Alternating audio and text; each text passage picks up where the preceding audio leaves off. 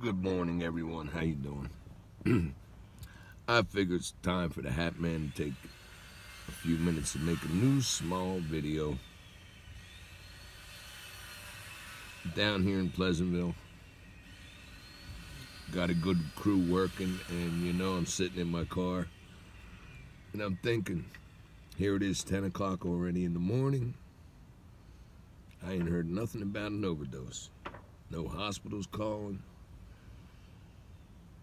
Few messages, people needing information about funding, which is normal. I would love to see things get back on even keel. A few calls a day like that, that's normal. It's been like that forever. I grew up in then times. But I'm sure by day's end, I'll be going crazy again. I love what I do because God has given me a chance, has given me the opportunity to not only still be alive, wake up every day. And I made that commitment. If he would free me from my chains, I would go ahead and, as I said before, be a soldier in whatever army he decides to put me. This is the army. I am in the battle of addiction.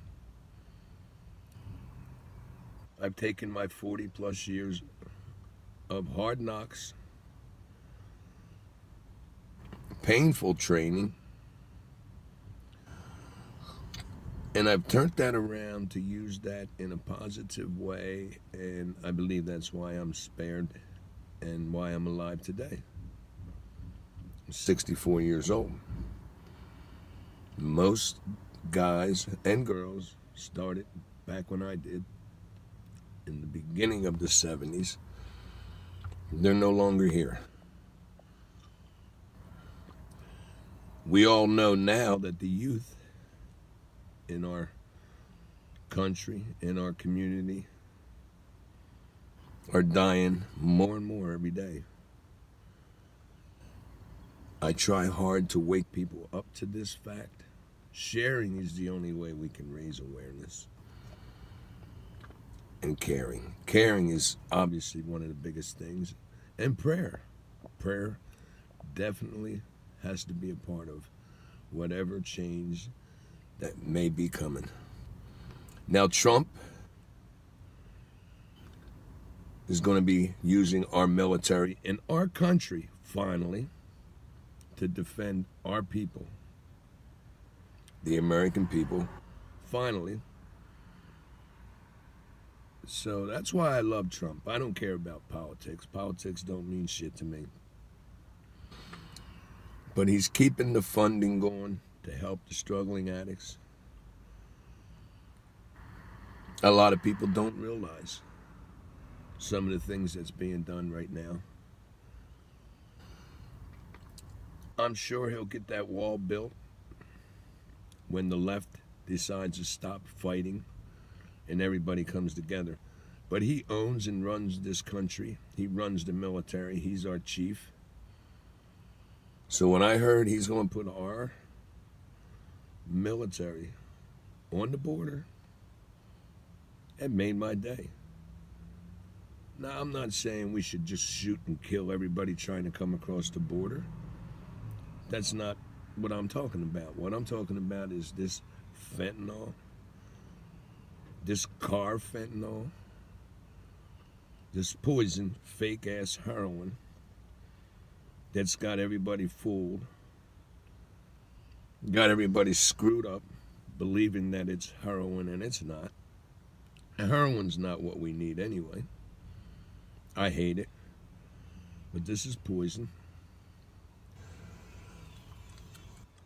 So I'm hoping within this month or early next to be up at the State House, really trying hard to open a full-blown rehab. I want 100 beds. I want 50 for the men and 50 for the women, and I want 30 detox beds. And I really don't give a shit about insurance. I want the state and federal government, because the money is there. It's being held right now. But I'm going to fight to get it released. We need this because not only do we need to battle and combat this illegal car fentanyl coming into our country, but we also need a longer, stronger rehab. I'm old school. I believe I know what it takes for someone struggling after detox in residential. 14 to 21 days. That's just the beginning. That's the first step through the door. So I've been working real hard to get people into sober living halfway houses. A lot of people out there know it. A lot of them are in sober houses because of what I'm doing. I have a little place right now with a half a dozen guys in it. Make no money, because from the day one, when God answered my prayer, it's never been about the money, and it never will be about the money. Of course, it takes money to do the things I'm doing, and I've been fortunate enough to cover my gas, my fuel, my time, helping people, putting people in motels to get them off the street out of my own pocket, and a whole lot of other things. I probably go through 25 tanks of gas a month, going to different sober living houses, rehabs, courts, county jails. I spent a half a day in Atlantic County Jail yesterday trying to get a young man straightened out to get him in treatment. In the end, it worked out. God is good. I just want everybody to know this is serious. So sharing any awareness on drugs and drug overdose in these times is so very important. Like Tony Luke, when he does his testimony, he brings a real good, real strong message. And there is a fine line between enabling an addict and helping one. We cannot enable, but as parents, husbands and wives, it's hard sometimes not to. So this message right here is, you don't ever give an addict money. Not $1, not $2.